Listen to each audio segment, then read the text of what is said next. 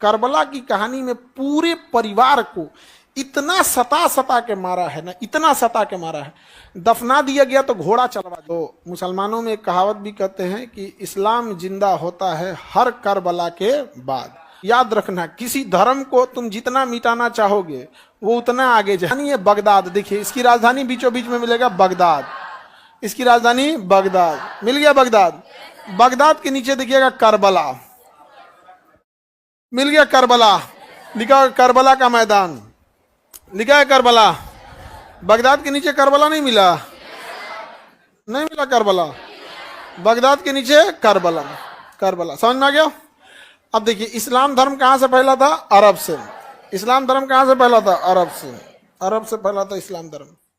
अब यहाँ पे इस्लाम धर्म में जो अंतिम पैगंबर थे हजरत मोहम्मद साहब, समझ में आ गया कि नहीं? हालांकि मुस्लिम लोग क्या बोलते हैं? हजरत सल्लल्लाहु ताला अलैहि वसल्लम, तो उन लोग रेस्पेक्ट है। अब हमको चूंकि ये जीएस पढ़ाना है इसलिए हमको थोड़ा सा, हजरत मोहम्मद साहब जब थे तो उनके जाने के बाद इस्लाम धर्म जो आया था वो खलीफा के हाथ में आया। किसके हाथ में आया?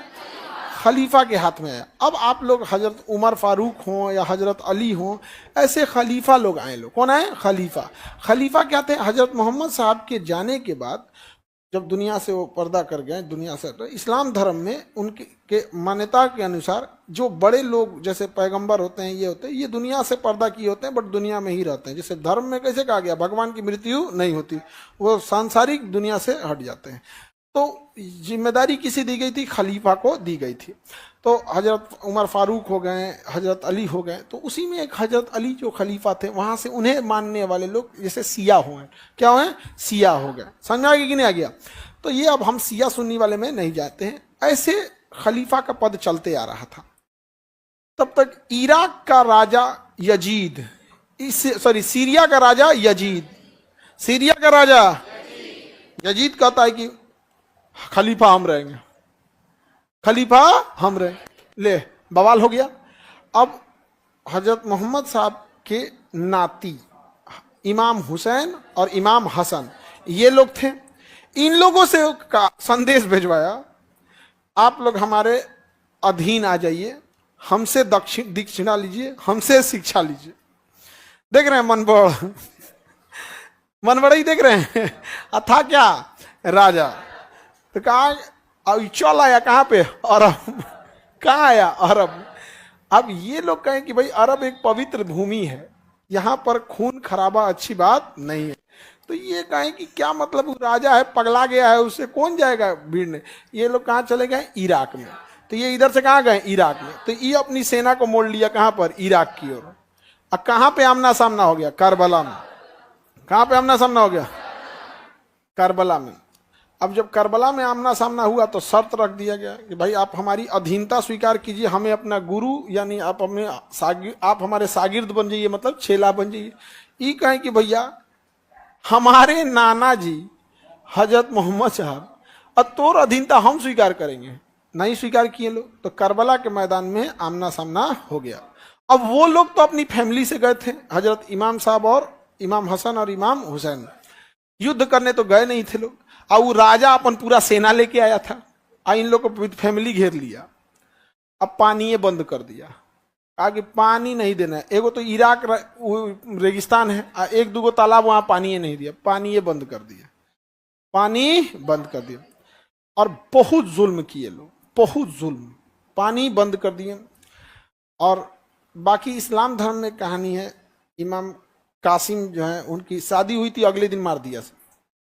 तो वहां पर उनकी माँ खोज रही थी वहां पर, तो मार दिया सब। हजरत इमाम साहब के छोटा बच्चे थे, एकदम 15 दिन आई थिंक, यहाँ पे गोद में एकदम पानी लेने के लिए। वो कहें कि हमसे लड़ाई है, हमसे लड़ो, ये छोटा बच्चा क्या किया होगा। तो राजा ने कहा कि एक काम करो, पानी ले लेने दो। तो पानी लेने गए तो तीर मार दिया सब, छोटा बच्चे के मुंह में लगा तीर, और फिर हजरत इमाम साहब के हाथ में घुस गया तीर। तो अपने बेटा से तीर निकाले और अपने हाथ से, मतलब बड़ा करबला की कहानी में पूरे परिवार को इतना सता के मारा है ना, इतना सता के मारा है। दफना दिया गया तो घोड़ा चलवा दिया था। जब लाश दफनाई गई ना तो उस पर यजीद क्या किया था, घोड़ा चला दिया था कि तुमको इतना अत्याचार करेंगे, इतना अत्याचार करेंगे कि तुम हमारी अधीनता स्वीकार करोगे। और हजरत इमाम साहब का कहना था कि हम कभियो स्वीकार नहीं करें।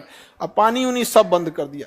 जब लास्टली हो गया कि भाई अब हद हो गई, तब युद्ध के टाइम आया वहां पर। तो युद्ध के मैदान में हजरत इमाम साहब गए लड़ाई लड़ने के लिए, और तब वहां पर यजीद से लड़ाई हुई, पूरी उसकी सेना थी। उसके बाद यजीद जो था, नमाज का टाइम हुआ, सजदे में सर गया, सर क्या कर दिया था, कलम कर दिया यहाँ पर।